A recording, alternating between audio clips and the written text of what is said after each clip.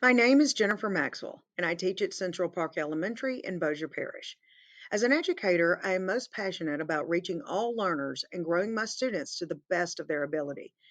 The students in this video are fifth grade students, and the lesson is from the Guidebook 3.0 curriculum, Unit 2, which is based on the Birch Bark House anchor text.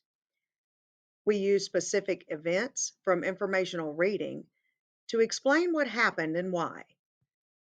This is based on the Standard Reading Informational Text 5.3. Prior to this lesson, students have read and analyzed multiple texts to gain background knowledge about the explorers and indigenous civilizations. They have had cross-curricular lessons on European explorers and Native Americans to gain a better overall perspective and understanding of multiple cultures during the time period. I've also modeled and practiced finding evidence in the text with students, as well as synthesize and analyze the various texts, making connections throughout the unit. I have also demonstrated Pixton.com to show students how to create comics using their content and responses. This lesson connects to the overall goals because it gives students an opportunity to make connections between fiction and nonfiction text to gain an understanding of European and Native American relationships, which they will need to complete their final writing task for the unit and their cold read tests. This class has diverse backgrounds of socioeconomic and multiple ESL students. 90% are at poverty level and 30% are ESL. There are also 504 accommodation students. I use varying learning styles to adapt lessons to fit my students, concept mapping, and visual anchor charts, as well as enrich vocabulary practice to help my low level and ESL learners. We also use writing revolutions. This program helps students adapt and organize their writing in a way that fits best for them. This unit also focuses on cause and effects relationships. Today's objective, yesterday you guys read chapter 9 and we talked about Omakaias and her relationship with Angeline. I need everybody on page 126, 127 if you are confused and don't remember. I know it's been the weekend. Her sister's amused tone of voice. Okay, stop right there. She was stung by her sister's tone of voice. Today, what I want to talk to you about is that you're going to be reading chapter 10. We're going to talk about the beginnings of chapter 10 independently. So you guys are going to read a little bit of it, but I'm going to help you with some of the wordage. I know we have a lot of accommodations in this room, so we're going to get a little help on that. Analyze Omakai's actions to describe the growth of her character. Throughout all of this book, what have we been filling in on our graphic organizer, on our season graphic organizer? Somebody raise their hand, tell me the kinds of things we have been discussing and writing down in our workbook. Joshua, give me one thing in our workbook that we've been working on our charts. We've been working on identifying the challenges. The challenges. We also have been looking at what, Glendy? What was the second one?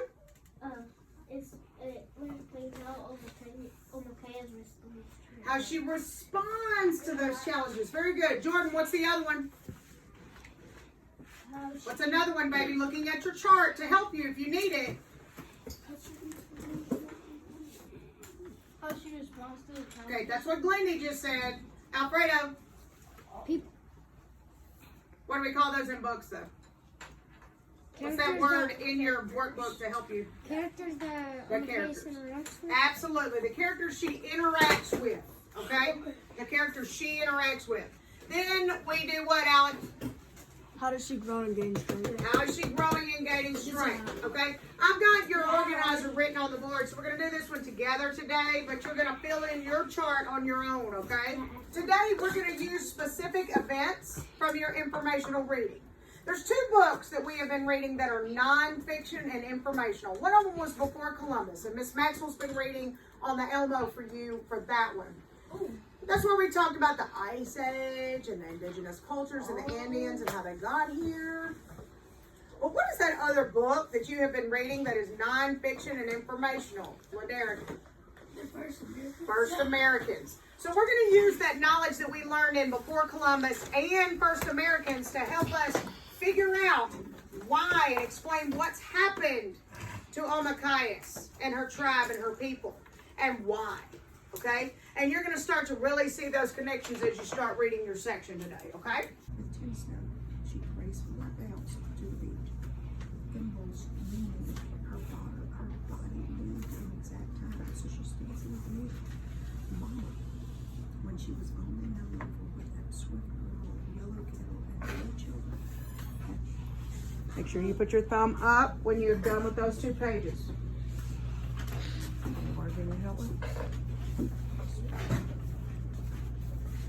When you got to this page, I needed you to put your thumb up. Okay. Stop. Partridge tail. You remember when we talked about Angeline getting her dress made, and how she made the fan, pigeon tail fan, and it was made out of barn feathers. So it was just, that's all that is. Is there any more? Any more? I don't know if it was you, but if it's me, and I read something like that, I've really got to pay attention to the next part, because they're setting me up. What do we call that when the author sets you up for something that's about to happen? What do we call that? What do we call that, Michael? Cliffhanger, or there's something else similar to foreshadowing. You're here for permission to speak, though. Right? So the author is foreshadowing you to events that are about to come, and they must be important if he's setting it up in this way. Why do you think that Omachias is acting without hesitation? Omachias acted without hesitation. She put out that little fire in the Birchburg house. How does Omachias' action support the idea that she has grown more mature through the season? Turn to your neighbor. Go. Because she really doesn't care about her own life. She cares about the like dying on Okay. Do y'all agree with that? Yeah. And why? I agree because Okay, hold on. One at a time. because Angeline and Omachias had got the chicken pox and then smallpox. That's okay. That's okay. Well, you know, we get the chicken pox, so I understand how you get the And smallpox. So then they was gather more wood for them so they can survive. Why did she act without hesitation? What is she feeling right now that's more important to her than death? Being with her. Being with her and her what? Because her family means more to her than even her own self. Okay. Does that show? So we've been learning a word in the second step that she's showing what toward other people? Empathy. She's showing empathy toward other people. Joshua, do you remember that word? Empathy. Empathy. We are getting to understand the way other people are feeling. She knows her family is hurt and struggling and doesn't feel well. And so she would rather face death and help them than stay outside by herself. And to me, that shows what? Maturity. Shows a lot of maturity. Okay? All right. What challenges is on the guy's face? Turn to your neighbor. Go. What do you think, Doctor?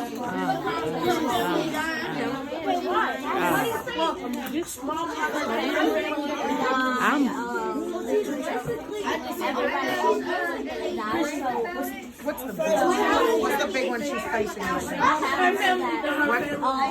The smallpox. Do you agree with that? Yes, I agree with it too. That's very good. So you'll be able to back that up with some evidence, okay? Very quickly, what is our challenge? Very good, Tiki. Very, very good. All right. How does she respond to the challenges? Any hesitation? What does that mean? She did it without thinking. She did it without thinking. What is she doing without thinking? Oh, going in the Everybody. going in the house. Going to help the sick people in her family. Eyes and ears. How does the visitor, did we determine who the visitor is? Yes. Who is the visitor, class? It is the disease, okay? I know some of you said it was the man, but you need, if you say it's the man, you've got to justify it and bring it around to the disease. Because this chapter is all about this visitor that is ruining their village and killing all the people. Okay? So, how does the disease, the visitor, impact her village? Turn to your neighbor, go. When you are having this conversation with your buddy, you must produce your piece of evidence according to page whatever it says, and then explain it back to this. She did things without hesitation. The whole village is getting what? Blah, blah, blah, blah, blah. I need those kinds of things, but you've got to have evidence in your writing today, which you're about to do.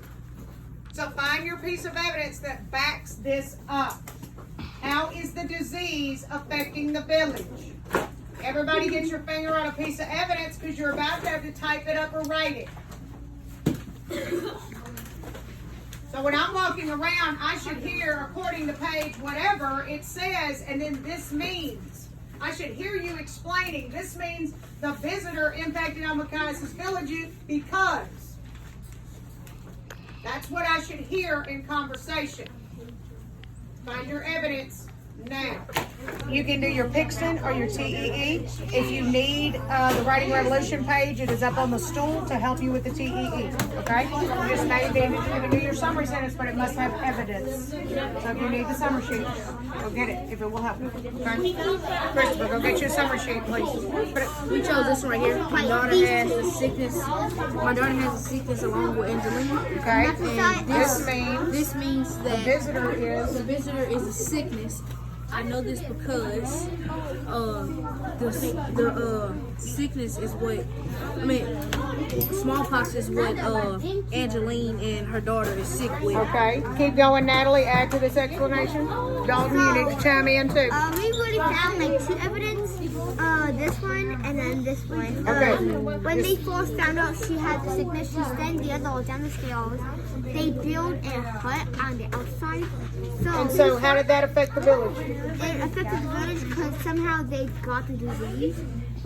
And they're starting to like separate so they don't get the disease. Very good. I like that you use separate. Okay, so they're having to put the sick people in one place and the healthy people in another place.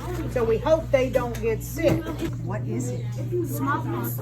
Okay, you've got to use that vocabulary, okay, in your explanation. Because if you don't, I'm a reader that's not read the book. I'm a reader that's not read First Americans. I have no idea about the Indians or the Europeans. So I need you to explain that to me, okay, in the best of your ability. And I think you're there. It's just we got to include certain words, okay? So you were definitely putting in the smallpox, definitely showing that Machias is having to and help the family through this. And what's happening to all her family? They're getting very sick.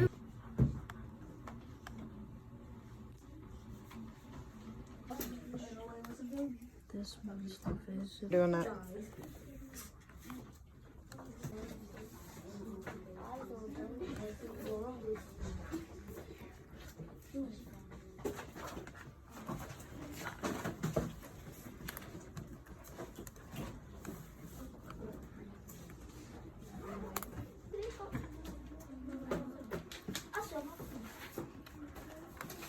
I know my objectives were met because I checked for understanding through questioning and written responses. This class also made 80% mastery in advanced on the assignment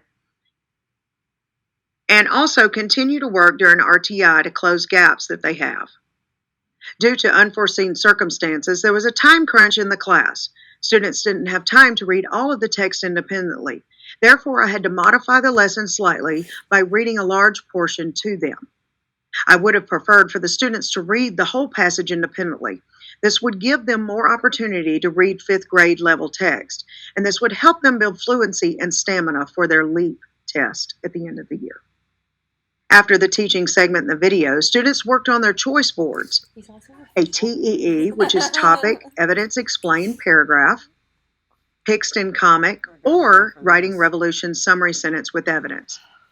When we shared exemplar examples to discuss what made it correct, we also looked at a poor example to discuss how the students should work on and what they should work on next time.